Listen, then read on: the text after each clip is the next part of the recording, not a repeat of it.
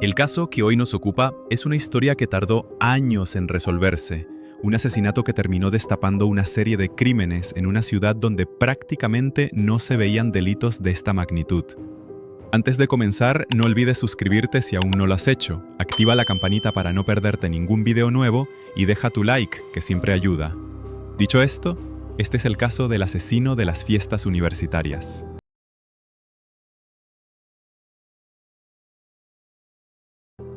Para empezar esta historia tenemos que viajar hasta 1999. Jamie Hart tenía 21 años y vivía en la famosa ciudad de College Station, un lugar conocido por albergar el campus de la Universidad Texas. Jane estudiaba allí. Era una chica hermosa, simpática y con muchos amigos. Compartía casa con otras compañeras de la universidad. A comienzos de mayo de 1999, sus compañeras se levantaron por la mañana y notaron que la única que no estaba en la casa era Jamie. Algo fuera de lo normal. Fueron a su habitación, pero no había rastro de ella. Una de las amigas decidió llamar a su novio, Chuck Cruz, de 24 años. Se habían conocido meses atrás y habían empezado una relación. Las amigas pensaron que quizá Jamie se había quedado a dormir con él. Chuck atendió la llamada y dijo que no sabía nada de Jamie, que ni siquiera habían hablado la noche anterior. Él se había levantado temprano y se había ido directo a trabajar. Casi al mismo tiempo, a las 7:15 de la mañana, a varios kilómetros de distancia, un hombre que salía a trotar, como cada mañana, vio un cuerpo en una zanja, a pocos metros de la carretera. Llamó a la policía de College Station. Cuando los agentes llegaron, se encontraron con el cuerpo sin vida de una mujer joven, completamente desnuda y con múltiples marcas y moretones. Era Jamie Hart, la misma chica que sus amigas estaban buscando. La policía acordonó la zona para iniciar la investigación. Mientras recorrían los alrededores, a menos de 2 kilómetros del lugar, encontraron ropa en la entrada de un terreno donde funcionaba una refinería. Unos vaqueros azules gastados y una camiseta azul del revés. Por las características y el tamaño, parecían ser las prendas de la víctima. La situación se volvió aún más extraña cuando la policía recibió el aviso de un vehículo Chevrolet color celeste, abandonado en medio de una calle, a casi 15 kilómetros de donde había aparecido el cuerpo. No había conductor ni pasajeros, y el motor seguía en marcha. Lo que terminó vinculando este coche con el crimen fueron dos detalles. Primero, había rastros de sangre en su interior. Y segundo, en la guantera encontraron el documento de identidad de Jamie Hart. Así comenzó esta investigación. Con el hallazgo del cuerpo y la identificación de la víctima, las autoridades supieron que Jamie tenía un novio, Chuck. Así que fueron a visitarlo a su trabajo. Chuck y Jamie se habían conocido cuando ambos eran estudiantes universitarios. Chuck, según sus propias palabras, estaba perdidamente enamorado de ella. Esa mañana, cuando la policía llegó a su trabajo, poco después de la llamada de las amigas de Jamie, le informaron que habían encontrado el cuerpo. Quedó en estado de shock. No podía creer lo que escuchaba. Los investigadores comenzaron con los análisis. Llevaron el cuerpo a la morgue judicial, el coche al laboratorio, y empezaron a entrevistar a vecinos y a personas que solían tomar esa ruta para ir a trabajar. Increíblemente, nadie había visto nada. No había un solo testigo que hubiera visto a alguien dejando el cuerpo en esa zona, ni ninguna persona sospechosa conduciendo el Chevrolet celeste. Para empeorar las cosas, el coche fue analizado y no se encontraron huellas dactilares en su interior. Esto indicaba que quien lo había conducido lo había limpiado a conciencia. Ni siquiera aparecieron las huellas de Jamie, solo los rastros de sangre que ya mencionamos. Lo único positivo, después de tantos callejones sin salida, fue que la autopsia reveló la presencia de ADN de un hombre en el cuerpo de Jamie, probablemente de quien la había agredido y asesinado. Sin embargo, cuando cotejaron ese ADN con la base de datos de criminales, no hubo ninguna coincidencia. El caso se convertía en un auténtico misterio. Al hablar con el círculo cercano de Jamie, los investigadores descubrieron que era una persona muy querida y que no tenía enemigos aparentes. Para la policía era fundamental reconstruir lo que la víctima había hecho el día anterior al hallazgo del cuerpo. Y eso lo lograron gracias a las entrevistas que realizaron durante días. Jamie estaba en un momento de su vida en el que había decidido tomarse un semestre de descanso de la universidad porque se sentía muy estresada. Había empezado a trabajar en la pizzería Papa John's de College Station y trataba de retomar la rutina, pasar tiempo con su novio y con sus amigos. La noche anterior al descubrimiento del cuerpo, sus compañeros de la pizzería confirmaron que Jamie fue a trabajar. Hacía entregas a domicilio, algo habitual. Llevaba los pedidos a las casas de los clientes y volvía al local para esperar los siguientes encargos. Según ellos, su último pedido fue alrededor de la medianoche. Entregó las pizzas y supuestamente después se fue directamente a su casa. Por precaución, las autoridades contactaron con todos los que habían hecho pedidos esa noche, pero se centraron especialmente en el último cliente, porque habría sido la última persona en ver con vida a Jamie. Fueron a cada una de las residencias, pero nada les llamó la atención. Al ser una ciudad universitaria, la mayoría de las casas estaban llenas de estudiantes, con grupos de amigos cenando juntos que vieron a Jamie entregar las pizzas, pero sin nada sospechoso. Era complicado para la policía, porque una situación tan cotidiana como recibir una pizza no es algo a lo que la gente preste mucha atención. Uno recibe el pedido, paga, deja la propina y sigue con lo suyo. No todos se fijaron en si Jamie iba acompañada. Los pocos testigos que pudieron observar algo dijeron que no la habían visto con nadie y que ella actuaba con normalidad. Los investigadores siguieron entrevistando personas y así dieron con un amigo de Jamie. Él mencionó que, después de trabajar en Papa John's, Jamie había ido a su casa. Tenían planeado ver películas. Según su testimonio, ella se habría retirado sobre las 4:30 de la madrugada y caminó a su casa para dormir. Este hombre estaba llorando, muy afectado por la noticia del asesinato de su amiga. Para poder descartarlo, el agente le pidió que diera una muestra de ADN. El hombre dejó de llorar y se negó. El hecho de negarse a entregar las muestras de ADN resultó sospechoso para las autoridades. El amigo realmente parecía afectado por la muerte de Jamie, pero, como siempre digo en estos videos, el último que ve a la víctima suele tener más probabilidades de ser el culpable. Así que los agentes decidieron seguirlo sin que se diera cuenta. Esa misma noche, un agente empezó a seguirlo en su coche. El hombre entró en un bar. El agente se sentó en un rincón y lo observó. Vio que pidió varias cervezas. Cuando el hombre se fue, el agente habló con el gerente del local, mostró su placa y solicitó llevarse los vasos para analizarlos. Con guantes y tomando precauciones, el agente trasladó los objetos al laboratorio. Lo importante era poder analizar la saliva del sospechoso. Mientras llegaban los resultados, el novio seguía bajo sospecha. A los pocos días del asesinato, Chuck había salido de la ciudad, lo que resultaba bastante sospechoso. Cuando un agente lo llamó para preguntarle por qué se había ido, Chuck explicó que estaba en Baytown con la familia de Jamie. Según su testimonio, el padre de Jamie lo había llamado para pedirle que pasara unas semanas con ellos, para que estuvieran todos juntos y pudieran preparar el velatorio y el entierro. Así lo hizo, e incluso ayudó a llevar el ataúd durante la ceremonia. Cuando Chuck regresó a College Station, le pidieron que fuera a la comisaría para interrogarlo. Le solicitaron que repitiera lo que había hecho la noche anterior al asesinato. Él dijo que llevaba 2 días sin hablar con Jamie, que llegó del trabajo y lo único que hizo fue jugar a videojuegos toda la noche, y luego se fue a dormir. Hay que tener en cuenta que en 1999 no había teléfonos móviles, así que estar en contacto con tu pareja o amigos era mucho más complicado. Si Jamie había estado trabajando toda la noche y después había ido a casa de un amigo, no era extraño que no hubieran hablado. 2 situaciones convirtieron a Chuck en el principal sospechoso.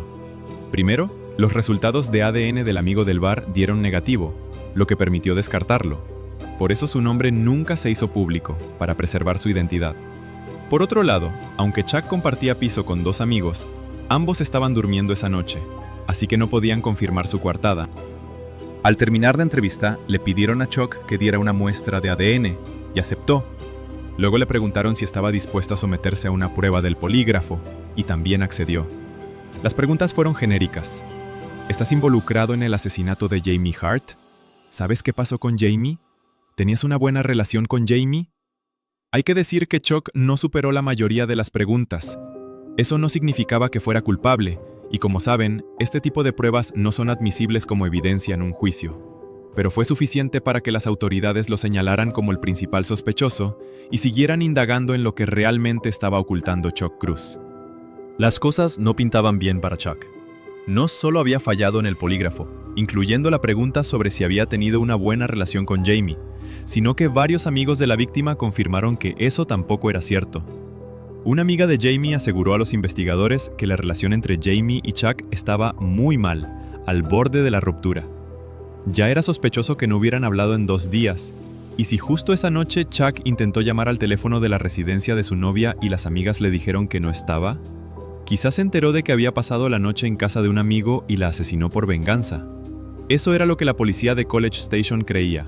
No tenía coartada, había fallado el polígrafo, mintió sobre su relación y además se mostraba nervioso y poco colaborador. Poco después, hicieron un allanamiento en la residencia de Chuck. Se llevaron su ordenador y objetos sospechosos. Registraron la casa en busca de pruebas y también requisaron su vehículo. Todo para determinar si él era realmente el responsable del asesinato. En todo momento, Chuck insistió en que era inocente, que estaban buscando a la persona equivocada, pero los investigadores sentían que estaban cada vez más cerca de la verdad. Además, Chuck hizo una declaración extraña. Mencionó: "Hice cosas malas de las que no puedo hablar". Cuando el agente le preguntó si tenía relación con el asesinato, él simplemente dijo que no. Llegaron los resultados de todas las pruebas. El ordenador de Chuck no contenía nada sospechoso. De hecho, vieron que la noche anterior había abierto un videojuego a la hora que había declarado. No había rastros de sangre ni huellas dactilares sospechosas. Ninguna prenda u objeto contenía fluidos de Jamie. Y para terminar de confirmar su inocencia, su ADN no coincidía con el encontrado en el cuerpo de la víctima. Tiempo después, Chuck explicó que ese comentario sobre haber hecho cosas malas se refería a que 2 días antes del asesinato había discutido con Jamie, y que en realidad se sentía culpable por no haber estado con ella la noche del crimen. También dijo que tuvo miedo de contarle eso a la policía porque lo haría parecer aún más sospechoso, a pesar de que él no era el asesino. Parecía que Chuck decía la verdad. De todos modos, por otras evidencias circunstanciales, siguieron manteniéndolo como sospechoso hasta que una nueva víctima salió a la luz. A medida que la investigación avanzaba con escasos resultados positivos, una mujer llamó al 911. Estaba en una fiesta universitaria y denunció que un hombre la había secuestrado y mantenido encerrada en una habitación. Kristen Lancaster conocía a Jamie, y su novio había sido compañero de trabajo de Jamie. Por esas extrañas coincidencias de la vida, ella sería la siguiente víctima, pero a diferencia de Jamie, Kristen logró sobrevivir para contarlo. Relató que en octubre de 1999, 5 meses después del asesinato, había ido al apartamento de una amiga en Bryan, Texas, donde se celebraba una fiesta con estudiantes, algo habitual en las ciudades universitarias, ya que muchos no tienen los 21 años para poder beber legalmente. Kristen contó que había varias personas en el lugar. En un momento empezó a conversar con un hombre de 24 años que le dijo que vivía en el piso de arriba. No era estudiante, pero era amigo de su amiga. Ambos estaban bebiendo, y la charla, que comenzó de forma amigable, se fue volviendo un poco más íntima. Él le comentó que había estado casado, pero que su matrimonio no duró mucho porque había sido un mal esposo. Además, le dijo que había hecho cosas malas, pero que había encontrado su camino hacia Dios y estaba cambiando poco a poco. En un momento, la fiesta tuvo que interrumpirse porque la amiga de Kristen y su novio empezaron a pelearse. Todos los invitados se fueron del apartamento, excepto Kristen y el vecino. Entonces, él le sugirió que podían seguir bebiendo en su piso, justo arriba. Kristen primero se aseguró de que su amiga estuviera bien, y luego subió las escaleras con el vecino para entrar a su apartamento. Cuando Kristen dio el primer paso para entrar, el hombre la empujó hacia adentro, cerró la puerta rápidamente y puso la música a todo volumen. Kristen intentó salir, pero él le bloqueó el paso. Esa persona que parecía tan agradable apenas unos minutos antes se había transformado en cuestión de segundos en alguien serio y agresivo. Empezó a decirle a Kristen lo que quería hacerle. Le ordenó que se quitara toda la ropa y Kristen se negó. Fue entonces cuando él la agarró del cuello. Al soltarla, Kristen comenzó a gritar, así que él la sujetó del cuello de nuevo y la llevó a una habitación. Cuando la empujó sobre la cama, Kristen se desmayó por la presión que él ejercía con su mano. Cuando Kristen volvió en sí, le suplicó que no le hiciera daño. En un momento, le dijo que tenía VIH, esperando que eso lo detuviera. El hombre respondió que no le importaba, porque él también lo tenía.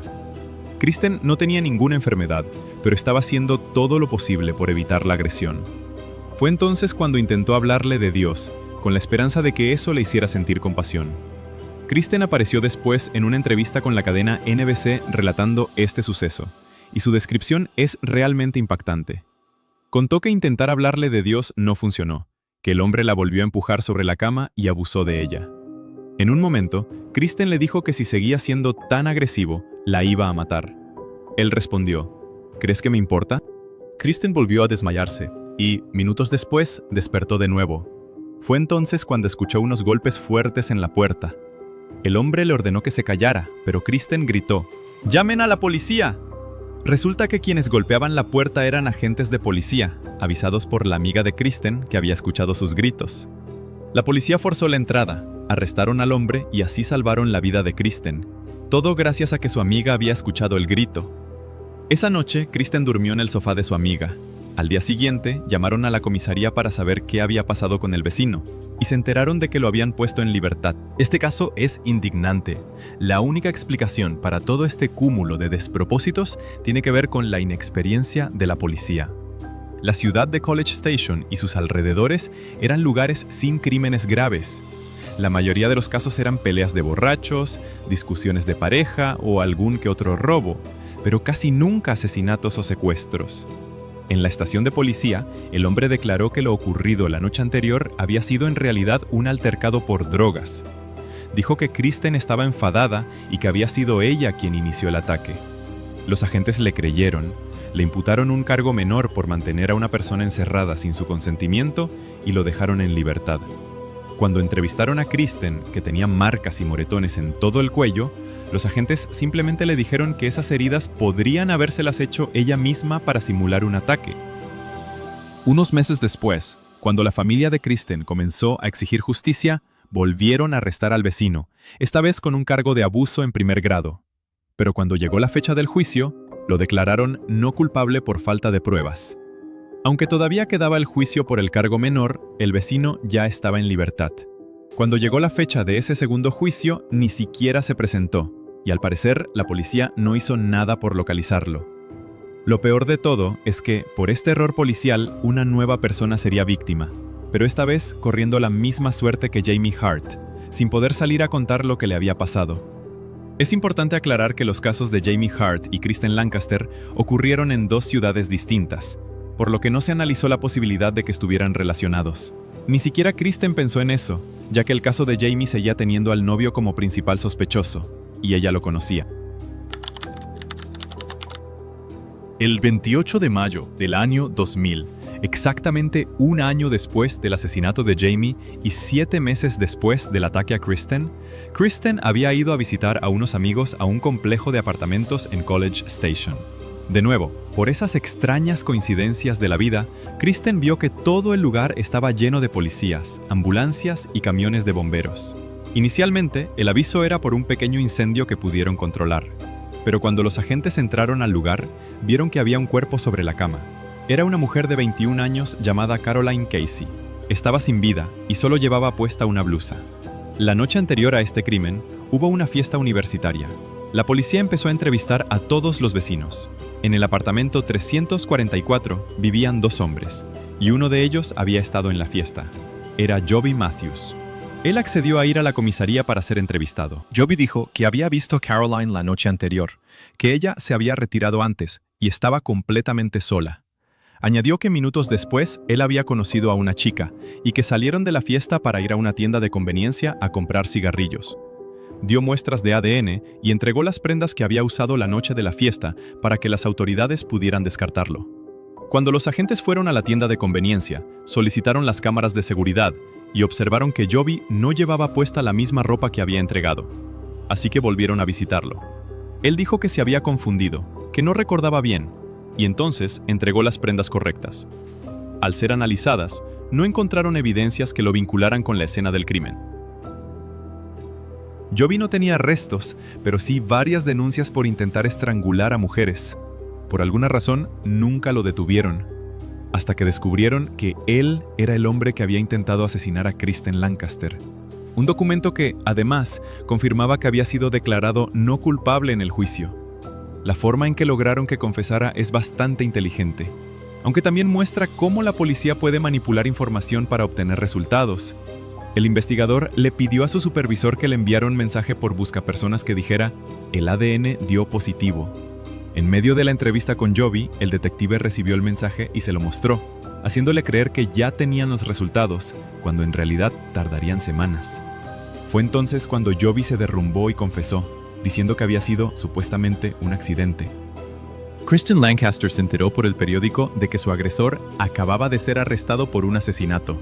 Supo que no había sido la única víctima, y aunque no le habían creído en su momento, sintió alivio al saber que ya no estaba en peligro, porque durante mucho tiempo vivió con el miedo de volver a ser atacada por ese criminal que seguía libre.